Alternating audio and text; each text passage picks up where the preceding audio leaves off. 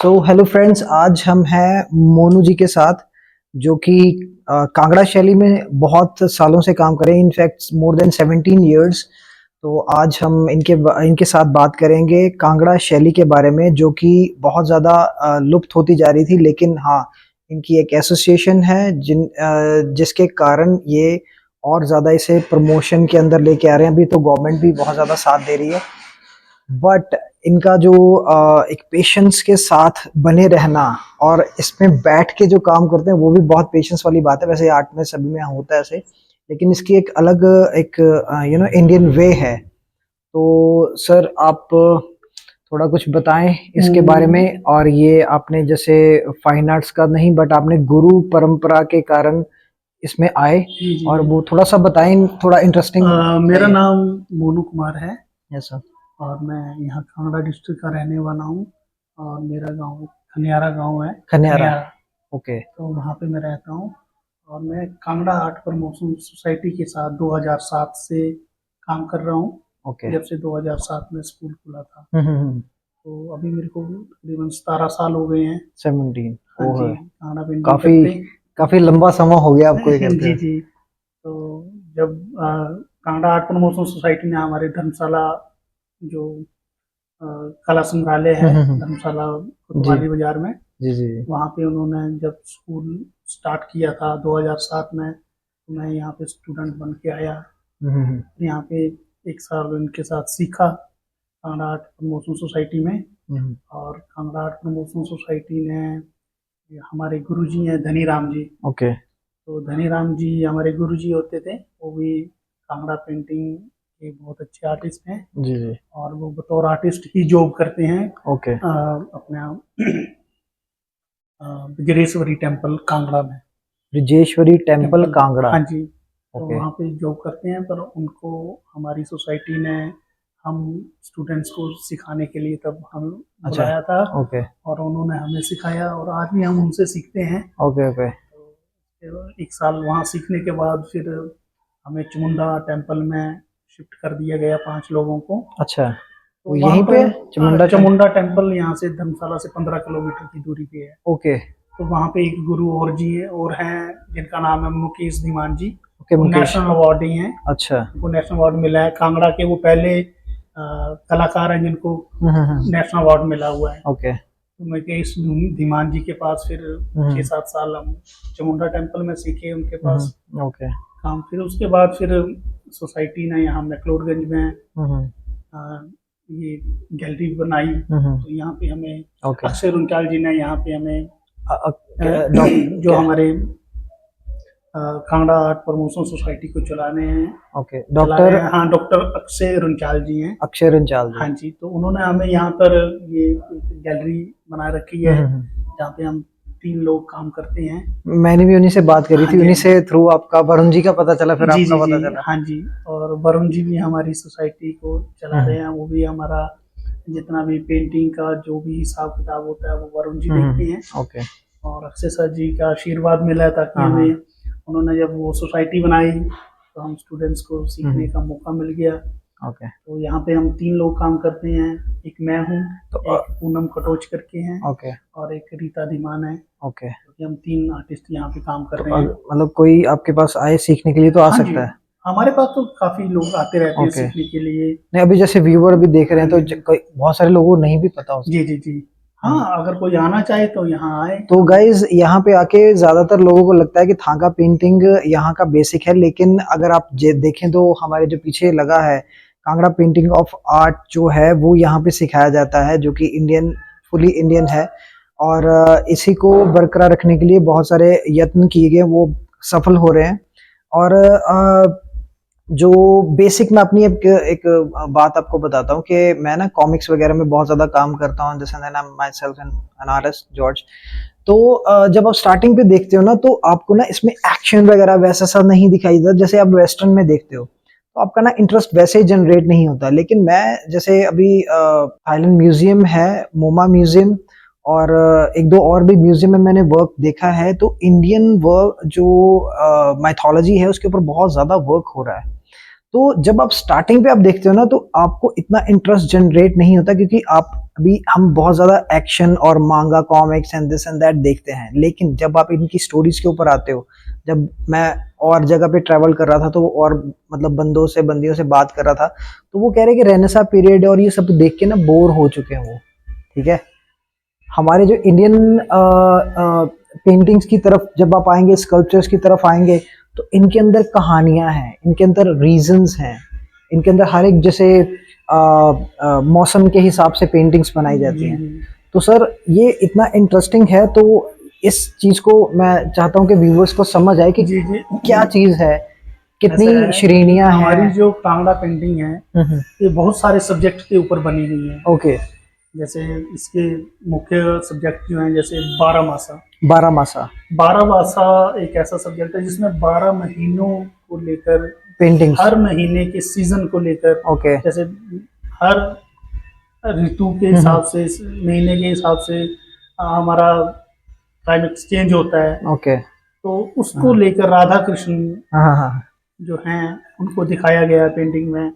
और उस टाइम जो मौसम होता है उसको पेंटिंग में बताया गया हुआ है। और तो ऐसे पूरे 12 महीने को लेकर पेंटिंग्स बनी हैं, हर महीने को अलग अलग लेकर उसको 12 मासा बोलते हैं। ओके। तो कांगड़ा पेंटिंग जो है वो ऐसे ही नहीं बनी है कोई भी पेंटिंग। ओके। हर पेंटिंग की स्टोरी है, कुछ न कुछ मतलब रहा है।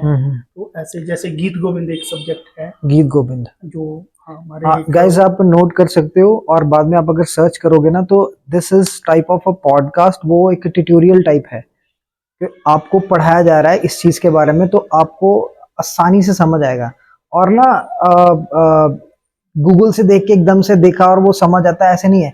जब आप लाइव आंखों से देखते हो ना और वो लाइव लोगों से बात करते हो, उसका एहसास अलग होता है और याद भी मजे से रहता है आपको। सर अभी हम बात कर रहे थे वही अपने जो गायन के बारे में बता के, पहले वो पोएट को पढ़ते हैं, इमेजिन करते हैं, फिर वो गायक को सुनते हैं, फिर और ज्यादा इमेजिनेशन में आती, फिर आर्टिस्ट के पास जाता था। ठीक है, जैसे मैं वही बोल रहा हूँ कि राजाओं के दरबार में जब जैसे कवि ने कुछ लिखा, कवि कवि ने सुनाया, यस सर।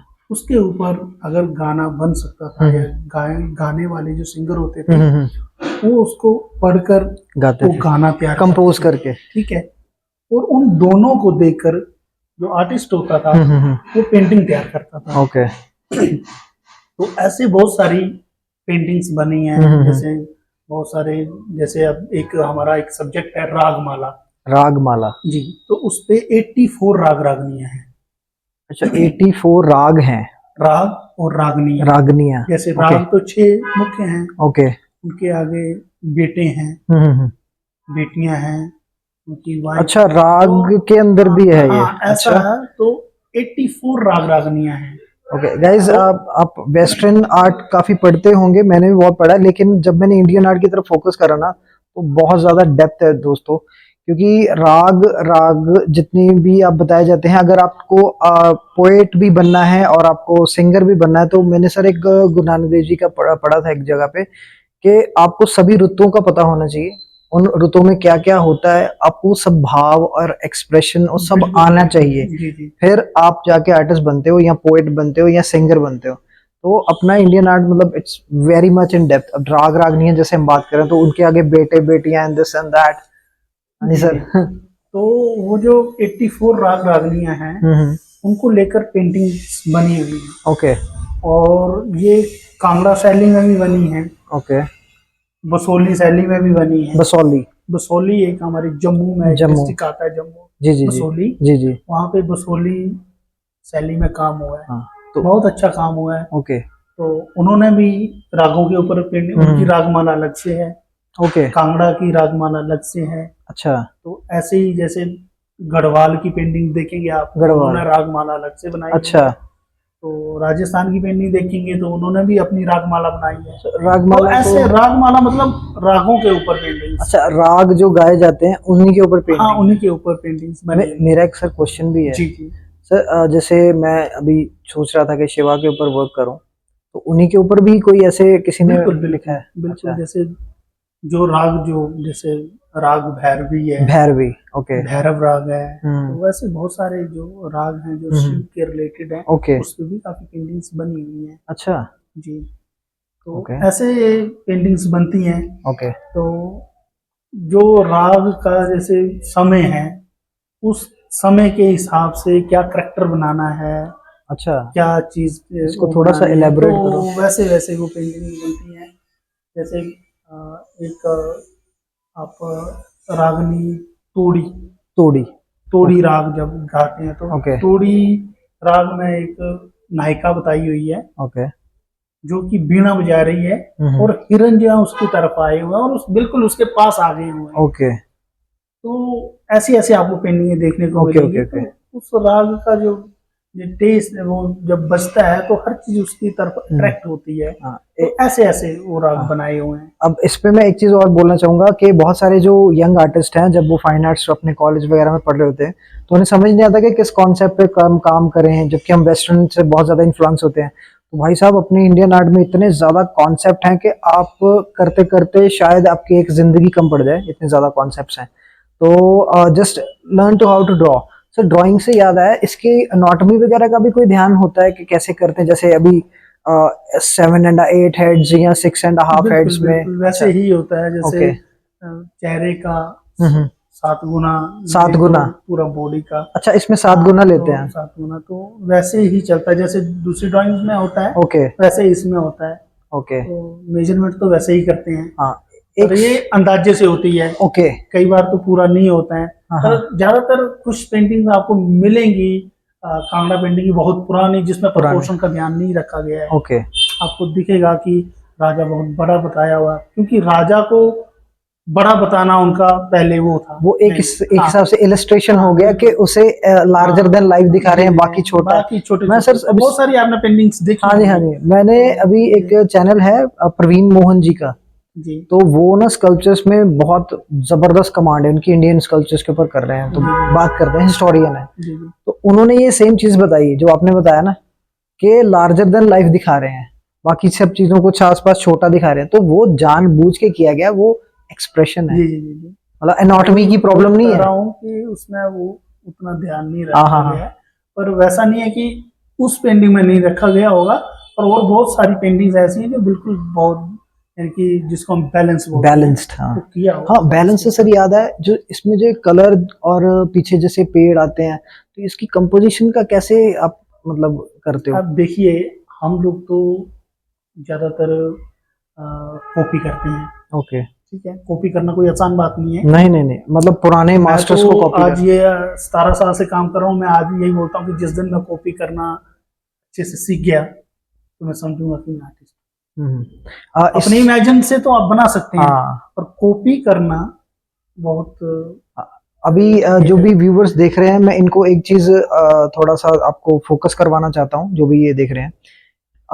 देखिए जो वेस्टर्न आर्ट है that is a different thing, उसमें जो कॉपी वॉपी का सीन है वो आपकी एनाटॉमी याद करके and then you make the concept and all, फिर आप कंपोजिशन करते हो। बट जब आप इंडियन आर्ट के ऊपर आ जाते हो ना, तो यहाँ जैसे सर हैं वो गुरु शिष्य परंपरा से हैं, तो गुरु शिष्य परंपरा में ऐसी चीजें हैं कि जो मतलब आपका मास्टर है ना, उसके आसपास होना एक साधना के जैसा है। ओके तो इंडियन आर्ट में जब आप काम करते हो तो it's like being a Yogi, meditation है, प्रोसेस है, तो अपने उस्ताद के लिए ना एक रिस्पेक्ट, एक्ट ऑफ रिस्पेक्ट है कि आप उस जैसे हो सको, है बिल्कुल। ना सर? जी जी जी तो अब सर मुझे थोड़ा सा कलर्स के बारे में बताओ, मैं बहुत ज़्यादा इसीलिए मैं आया हूँ एक्चुअली दोस्तों। मैं अभी अमृतसर में था, तो मैंने सर्च करा, मैंने 1 डेढ़ साल से सर्च करा था, लेकिन मुझे ना सही बंदे नहीं मिले थे। अचानक से मुझे फिर वो वीडियोस वगैरह सामने आई, जी जी मैंने और सर्च करा, फिर वो कांगड़ा शैली आपके स्कूल जी का जी है ना, जी वो वेबसाइट मिला, और उसके बाद मैं ये कलर्स को ही अपने उसमें जो स्कल्पचर्स हैं उसके साथ में मैच करना चाहता हूँ, कहीं मैच करें। तो अब वो ऑर्गेनिक कलर्स हैं दोस्तों, ये ऑर्गेनिक कलर्स हैं, वो ट्यूब ट्यूब वाले विंसेंट एंड न्यूटन ने ऐसा कुछ नहीं है, ये मतलब ये कुछ और ही लेवल का सीन है। ठीक है, इन्हें पीसा जाता है और वो एक पर्टिकुलर जगह से मंगवाया जाता है एंड दिस एंड दैट, जी जी। फिर आप यूज करते हैं। थोड़ा सा सर बताओ इसके बारे में।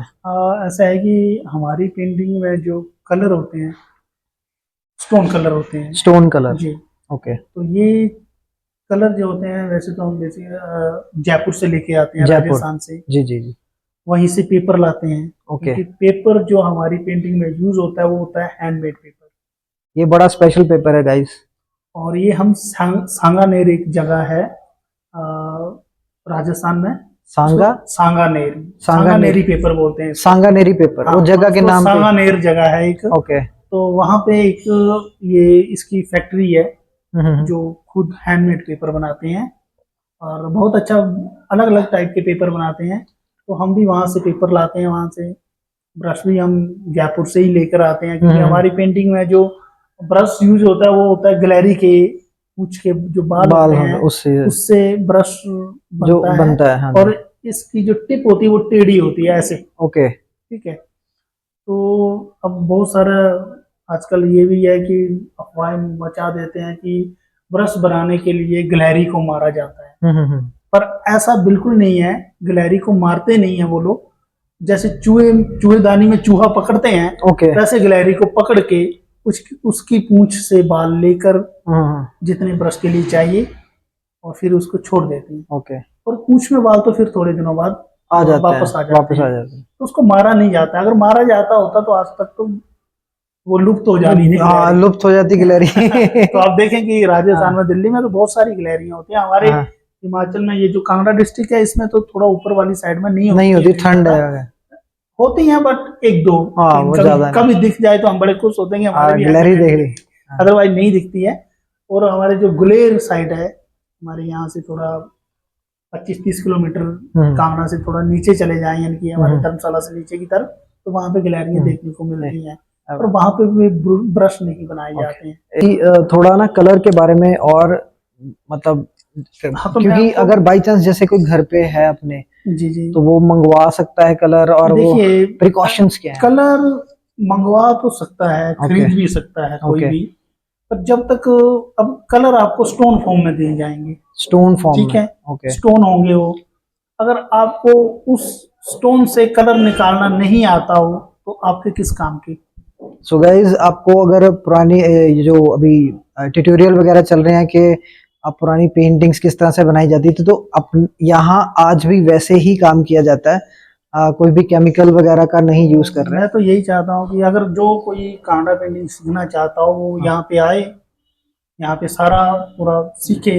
हाँ हमारे और भी गुरुजी हैं, जैसे चंबा वगैरह में भी हमारे गुरुजी हैं, हाँ हाँ, विजय शर्मा जी जी पदम जी से जी, भी हैं, हाँ हाँ हाँ, आप उनसे भी सीख सकते मैं उनसे हैं। मैसेज करा हम था तो ने। उनके स्टूडेंट है, छोटे से ही वो हैं, हाँ, पर उनके पास जाएं तो भंडार है। उनके पास काफी शैलियां हैं, हाँ, मैम उनके बता पास रहे थे भी मैम। आप जाकर सीख सकते हैं, उनसे भी अगर पूछना चाहें तो उनसे भी पूछ हाँ, सकते हैं। अगर आप यहाँ पे आए, बहुत सारे लोग मैक्लोडगंज में आते हैं घूमने के लिए। थोड़ा सा आपको दलाई लामा के जो टेम्पल रोड है वहां पे आना है। एसबीआई का जो बैंक है उसी के साथ में कांगड़ा स्कूल ऑफ आर्ट है। आप यहाँ पे आए, आप क्लासेस लगा सकते हैं, गैलरी है, आप यहाँ पे विजिट कर सकते हैं। It's very nice place, view बहुत अच्छा है, और आप कुछ दिन यहाँ पे रह भी सकते हैं ये सीखने के लिए। सो आई प्रेफर कि आप आए। जी हाँ जी सर। तो मैं वो बोल रहा था कि अगर कलर से जो स्टोन होते हैं उनसे कलर निकालना भी आना चाहिए। ओके, ये भी एक आर्ट है। तो प्रोसेस सीखना पड़ेगा। अच्छा। आप खाली मंगवा लें, आपको पता ही ना हो कि कलर उन्होंने पत्थर भेजा है आपको कि कलर भेजा है, अच्छा, तो उसका ज्ञान होना जरूरी है। हाँ। तो वो आपको सीखना ही पड़ेगा। आप सीखेंगे कलर से, यानी कि पत्थर से कलर कैसे निकालते हैं, उसको फिल्टर कैसे करते हैं, फिर वो पेंटिंग में लगाने लायक कब बनता है, वो आपको सीखना पड़ेगा। ओके, तो वो आपके यहाँ पे आके सीख सकते हैं। सीखना ही पड़ेगा। ओके। तभी आगे का। और सर थोड़े से और हम शॉर्ट में करते हैं कि शैलियाँ थोड़ा बताएं कि, और आप कुछ कह रहे थे कि और ज्यादा वेरिएशन बहुत सारी।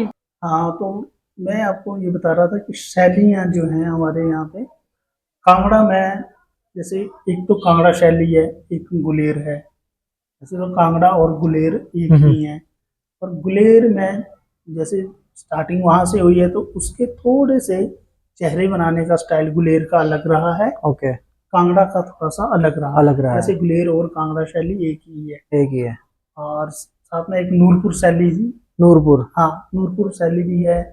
उसमें भी उस जमाने में चित्र बने हैं। अब तो खैर कोई वहाँ पे मुझे नहीं लगा पता कि अभी तक कोई वहाँ पे और कोई आर्टिस्ट है, क्योंकि नूरपुर में मुझे नहीं लगता कि कोई काम करता है। और चंबा शैली है हमारी। फिर जैसे बसोली शैली है हम्म। जो कि जम्मू में या अपने एक डिस्ट्रिक्ट है बसोली, तो वहाँ पे भी काम होता है। सो आपने जितने भी नाम सुने हैं दोस्तों, जो आर्ट का काम है ना, जब आपकी टमी फुल है, आपका पेट फुल है, तो उसके बाद ना आप आर्ट की तरफ जाते हो। तो ये जो काम आपने अलग अलग नाम सुने हैं ना, ये सब राजा महाराजा इनके किले थे, और इन वो पैट्रियन थे आर्टिस्ट के लिए। उन्हें पैसा पे करते थे ताकि आप आर्ट प्रोड्यूस करें, राइट सर? बिल्कुल बिल्कुल। हाँ उस जमाने में तो वही है ना कि हम लोग फिल्मों में देखते हैं कि हाँ। राजा महाराजाओं के लिए कुछ भी तो उनके, कुछ अच्छा काम हाँ करके लाता था कोई, तो उसको जैसे मोतियों की माला हाँ दे दी माला वगैरह, दे दे। तो वही उस टाइम चलता होगा हाँ वो। हाँ हाँ। यहाँ कर रही है गवर्नमेंट तो भी वही काफी है। कुछ कर रही है सर। जी अगर जैसे कोई इसमें आए, तो जैसे आपने गोल्ड का भी यूज करा है, सिल्वर का भी यूज जी करते जी हो, तो इसमें मतलब अपना जैसे कोई फ्यूचर सोच किया है कि आप इसी में काम करना है, जी तो जी। इसकी मार्केट अब फैल रही है या कैसे है? देखिए मार्केट तो फैल रही है धीरे धीरे, फैल रही है। क्योंकि जब हम 2007 में जब हम हम्म। स्टार्टिंग हुई तो हमें भी इसके बारे में कुछ पता नहीं पता था। नहीं था। और सीखते गए। अब एग्जीबिशन भी होती हैं कहीं पूरे हम्म। ऑल इंडिया में होती हैं, हम वर्कशॉप के लिए भी जाते हैं। तो अब मार्केट ऐसा है कि धीरे धीरे बढ़ रही है, अवेयरनेस आ रही है, लोगों को पता अवेयरनेस। चल रहा है। एक तो के जी इंडियन जी जो मिनिएचर पेंटिंग है, उसकी वैल्यू क्या है? वैल्यू गाइस आप देखोगे कि इतना मिन्यूट डिटेल में काम करना, ठीक है, एक पेंटिंग को 1 मंथ से भी ज्यादा लग जाता है कई बार। ओके, आप मतलब ऐसे नहीं कि पैच वर्क में जैसे आप आजकल ट्यूटोरियल्स और उसमें रील्स में देखते हो कोई पैरों से बना रहा है, ऐसा नहीं। ये एक शैली है, और इसे आज भी वैसे ही बनाया जाता है जैसे कि कई 100 साल पहले बनाया जाता था। तो इसकी मार्केट बहुत ज़्यादा अच्छी बढ़ रही है। फॉरेनर्स तो यहाँ से बाय करते हैं, मैक्लो से जब भी आ रहे हैं। इंडियंस भी बहुत ज़्यादा बाय कर रहे हैं। उन जब भी अवेयरनेस होती है ना, अपने घर के बारे में पता चलता है कि अपना घर भी बहुत अच्छा है, तो इस तरह से अवेयरनेस बढ़ रही है। और इसकी जो इसके ऊपर गोल्ड लगाया जाता है, इससे जो इसकी रिचनेस है, इसकी वैल्यू है, मार्केट वैल्यू बहुत ज़्यादा बढ़ती है। तो कई कलेक्शन में भी कांगड़ा सर। कांगड़ा पेंटिंग में जो पेंटिंग होती है, जहाँ जहाँ भी ज्वेलरी का काम आपको दिखेगा, ओके, वहाँ पे रियल गोल्ड और सिल्वर वो लगाया जाएगा। ये भी आप वो कलर्स वालों से ही लेते हैं? नहीं, कलर वालों से नहीं मिलता है। गोल्ड का काम करने वाले एक अलग वो हैं। अच्छा। वो सारे जितने भी राजस्थान में मिनिएचर आर्टिस्ट हैं हाँ हाँ हाँ। और कहीं से भी हैं, वो वहीं से उनके घर से हम लोग लेकर आते हैं गोल्ड। ओके। तो वो गोल्ड का जैसे वर्क होता है, उस हम्म। वर्क को मेल्ट करके, जैसे अच्छा। 10 ऐसे इतना सा पीस होता है वर्क का, वर्क, वैसे हाँ। 10 पीस लिए उन्होंने, उसको मेल्ट किया, एक कप में डाल देते हैं वो। ओके। फिर आप कप में पानी लगाकर उसको यूज कर सकते हैं। अच्छा। जहाँ जहाँ आपने गोल्ड का तो जैसे गहने बनाने हैं ओके पेंटिंग में, जेवर ओके वगैरह, ओके। जहाँ वहाँ पे उसको लगा। तो इसलिए ये वैल्यूएबल बढ़ती है क्योंकि इसके ऊपर गोल्ड भी चढ़ता है। और ये पेंटिंग जैसे मान लो आज 10,000 की है, आज से 50 साल बाद उसकी वैल्यू कितनी हो जाए वो कोई पता नहीं है। तो ये, तो बढ़ती ही हाँ, जाएगी। आप अगर दिल्ली वगैरह में देखेंगे, मुंबई में देखेंगे, जैसे मैंने भी देखा है, तो बहुत सारी कलेक्टर्स हैं। कलेक्शन ये, भाई इसकी नॉलेज होना और ये चीज़ें कलेक्ट करके कहाँ पे बेचना है, this is also a business as you might no.